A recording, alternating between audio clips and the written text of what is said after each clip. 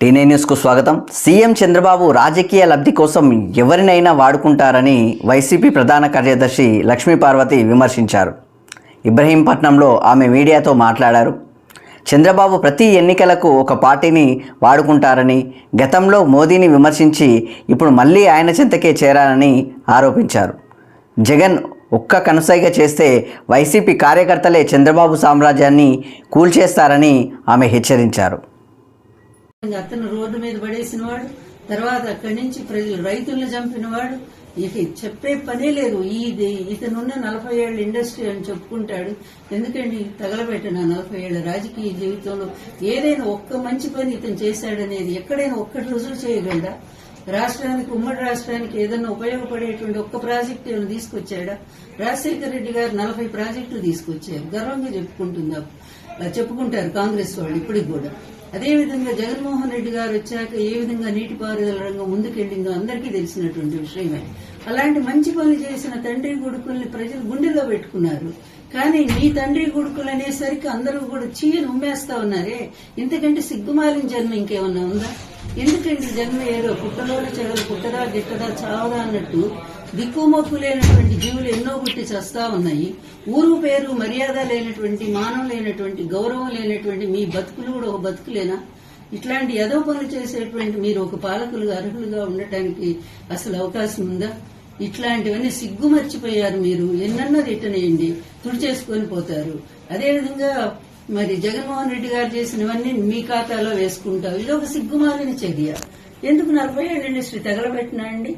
ఎవరో చేసిన పనులన్నీ నీ ఖాతాలో వేసుకోవడం ఏంటండి? చివరికి నిన్న కూడా అసెంబ్లీలో మా జగన్ గారు అంటారు కదా, మాట తప్పను మడమ తిప్పను అని. అంటే నేనేం చెప్పానో అదే చేస్తానని జగన్ గారి మాట దాన్ని కూడా కాపీ కొడుతున్నాడు. నేను ఎప్పుడైనా తమ్ముళ్ళు అబద్దం చెప్పానా, మోసం చేశానా? నేను మరి మీకు మంచి చేశాను, ఎన్నో మంచి పనులు చేశాను. నేను ఎప్పుడు మాట తప్పలేదు.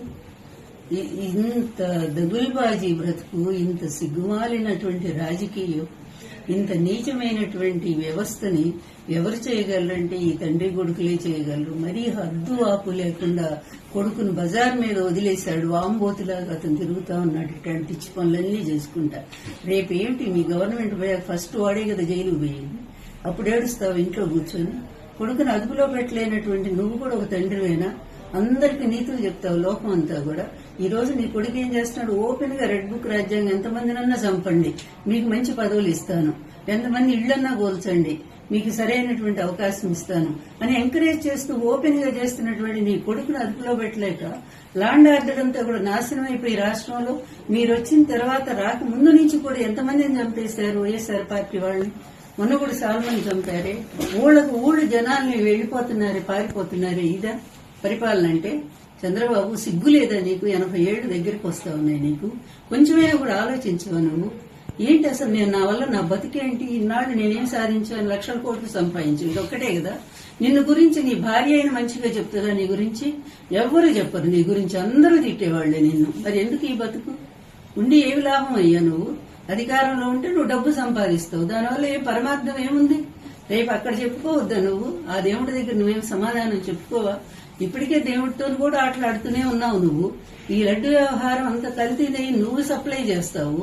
నీ హెరిటేజ్ ద్వారానే అన్ని ఇండార్ సంస్థ గాని, లేకపోతే విష్ణు గాని, లేకపోతే ఇంకొకటి ఏంటి తర్వాత బోలేబాబా, ఈ సంస్థలన్నిటిని అడ్డం పెట్టుకుని నేనే పంపిస్తావు. చివరికి అది కూడా నీ టైంలోనే జరుగుతుంది. అట్లాంటి తీసుకొచ్చి జగన్మోహన్ రెడ్డికి అంటగట్టాలని ప్రయత్నం చేశావు. స్వామి ఊరుకున్నాడా? లడ్డునే ఆ విధంగా అంత పదే ముఖ్యమంత్రి చెప్పి దాన్ని పెద్ద ఇష్యూగా చేసి దాంట్లో ఆ కొవ్వు కలిసింది, ఈ కొవ్వు కలిసింది, ఇష్టం వచ్చినట్టు కొవ్వెక్కి మాట్లాడేవి నువ్వు. అట్లాంటి ఏమైంది ఈ రోజు? నీ బతికేమైంది?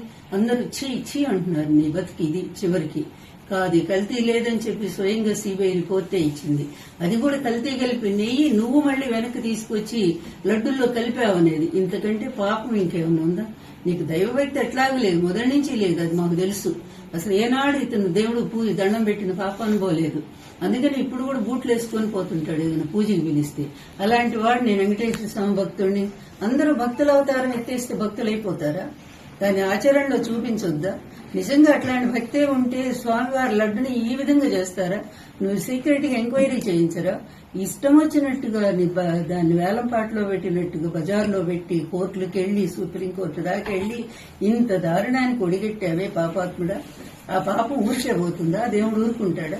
అందుకే నీ హెరిటేజ్ మొత్తం తీగలాగితే డొంకొచ్చినట్టుగా నీ హెరిటేజ్ మొత్తం భాగవతం బయటకు వచ్చేసింది ఈ రోజు.